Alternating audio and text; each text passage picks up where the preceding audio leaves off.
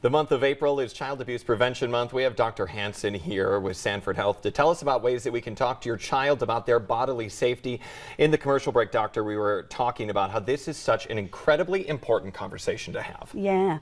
You know, sexual abuse is part of our society and part of our world. And as parents, you know, one of our #1 jobs is to love and protect our kids. And one of the ways we can do that is to talk to them about how to keep their bodies safe, how to talk about those tough topics that might come up in their life. And so how would you advise parents to bring up what can be a tough conversation? Yeah. Well, I think it's really important to start this conversation right out of the gates. You know, this just becomes part of your normal teaching about your body. So just like you teach your young child, where's your nose, where's your ears, you start to open that conversation about what are the anatomically correct names for their body parts and what parts of their body are considered private parts. If you start that conversation early, it's less awkward and you can really just have that be just part of your family vernacular.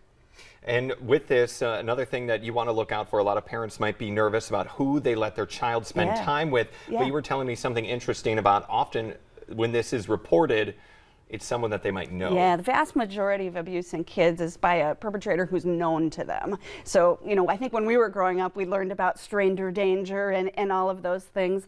That messaging can actually be kind of confusing for kids because we want to really help them understand that there are adults that they can trust in their life, and really how to talk about if something scary is happening to them or someone's doing something to their body, what do they do in that situation? Especially, you brought it up, the stranger danger part. I think any child would know that if someone they don't know does something like this to them, that they need to tell someone. But when it's someone that they might know, it can be very confusing for your child. It's a little different then, right? Because if it's someone they know, they may have a lot of sense of guilt and shame about what's happening. They may feel they have a role in it. And so really, I think when you frame out that conversation, you want to talk about safe and unsafe touches, not good and bad, because you don't want to imply that message that the child is bad. And then really, like I said, early on in life, you want to talk about the parts of their body that are private parts or that are safe. And that's their mouth, their breasts, their genitals, and their buttocks, and really calling those out, naming them. So I like to say it's the parts that are covered by your swimsuit and your mouth.